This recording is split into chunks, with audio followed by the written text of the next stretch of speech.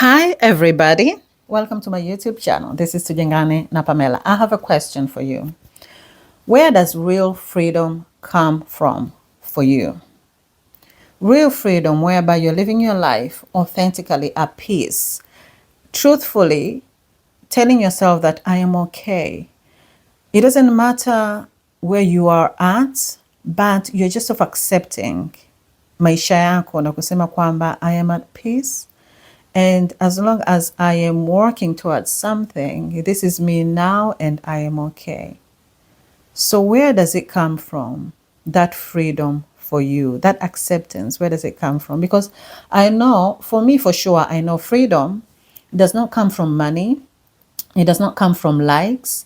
It does not come from people validating you, liking you, or like approving of you.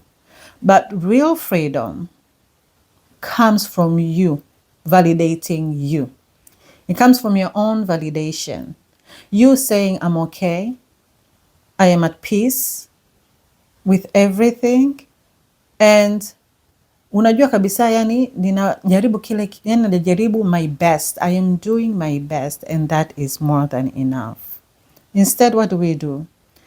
Instead, most of us, we scroll, we compare, we measure ourselves against strangers. And the results to that is, it doesn't bring us peace, does it? It brings us stress. We start to feel small and we start to doubt ourselves. So we forget our worth. And that's why I'm here today, to tell you and me that we don't need the world's validation. We don't need anybody to validate us but ourselves. We don't need to prove to strangers that we are happy. What you need is your own approval, your own validation. To look at yourself in the mirror and say that I'm fine, I am okay, I am doing my best, and that is more than enough. Let me say also, as much as we do not need anybody's validation or anybody's likes, we don't need to be arrogant about it or kuwa na kiburi, because we can still accept positive criticism. We can still ask for advice. We can still allow other people to educate us, as long as we know inatoka katika moyo ule ambao unataka ku-educate au kukupa positive criticism, kwa sababu utajua mtu anayetaka kukurekebisha kiukweli.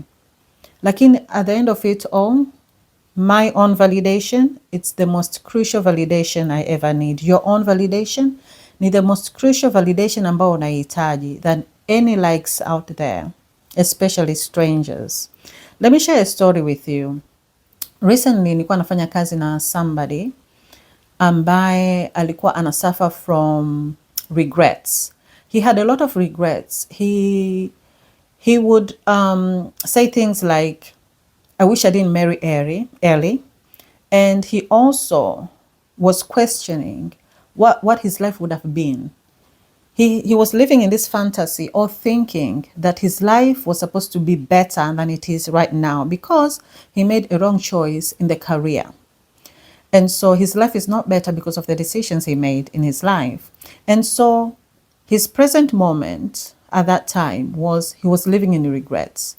Kwa most of the time alikuwa anaongelea kwamba ningekuwa na maisha mazuri kama ningechukua kozi hii, ningekuwa nafanya kazi hii.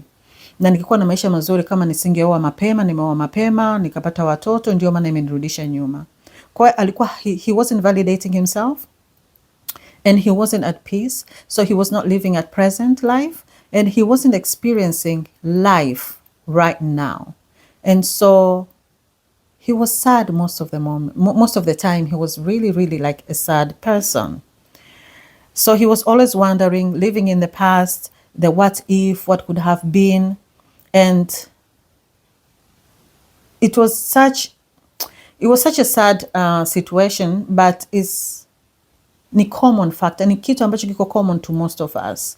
Most of us tunakuaga katika hizi situations za what if, or kama ningekuwa nimefanya kitu hichi nisingekuwa nimefika hapa. Kama ningekuwa nimedecide a different decision a month ago, au nisingekuwa nimefanya hichi kitu ingekuwa hivi. Most of us live in regrets. And to be honest, that fact is not a fact. That is not the truth. That could have never ever been. Kwa sababu the truth and the fact is that we are here at the present. And so this person was trapped for weeks and weeks. He would talk like that, and you can see he's trapped.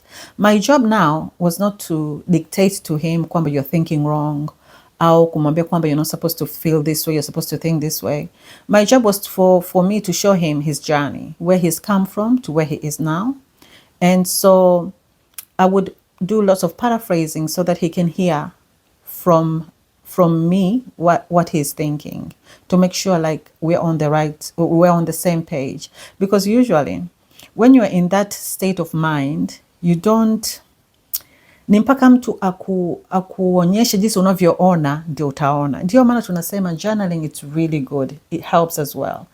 Once you put down your thoughts and you come and read, unashangaa, yani kumbe ninafikiri hivi. Lakini once it's just trapped here, and you'll always remain in the loop. You're just thinking. So when I was working with this guy, mostly I would show him where he's come from to where he is now. And slowly his perception, his mind changed, because he was seeing his life, and he was saying he cannot change anything because his life is now. It's not in the past. It could never happen. It can never happen. No matter how wishful or how regretful it is, he's just living in the past and in sadness.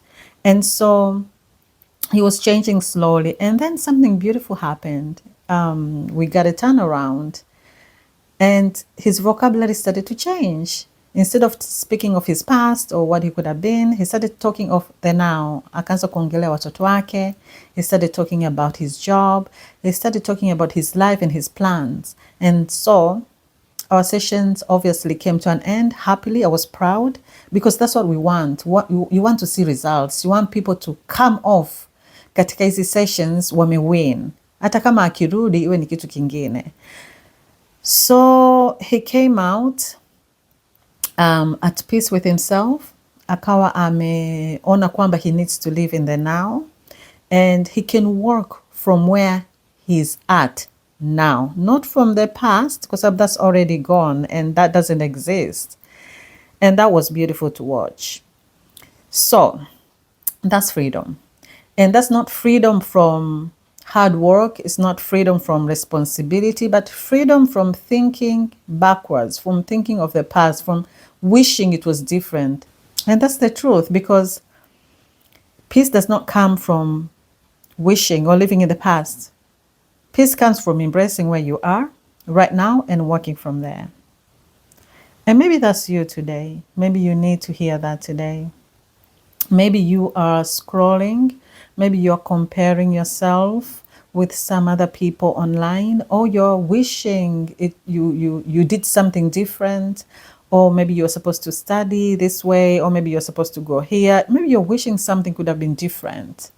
But we know that that's not the truth. That's not reality.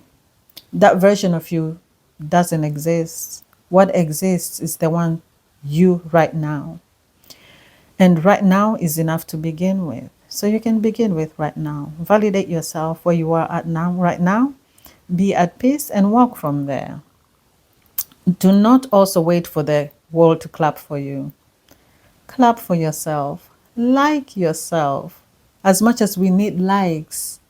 You know, from the YouTube that I was saying, I'll need a like. But as long as I like myself and validate myself, that's all that matters. Everything else is extra.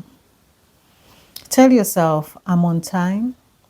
This is an honest truth of me right now, because there's no other version like right now. I wish you understand, like, no matter how wishful you are, it could have been. Like, unataka labda ingekuwa like yule, au ningekuwa nimeoa au nimeolewa na huyu ingekuwa hivi, au nikikuwa nimesoma kozi hii ningekuwa nimekuwa hivi, au nikikuwa nimeenda mkoa huu au nchi ingekuwa hivi. As much as you are thinking that and you think it could have been, that's not reality, and that is not the truth, and it can never happen. So let us do ourselves a favor. Accept yourself now. Be at peace now and move on from there. Whatever you want, just move on from there right now. I wish you all the best, and let's validate ourselves more. Until next time, you take care of yourself. Bye.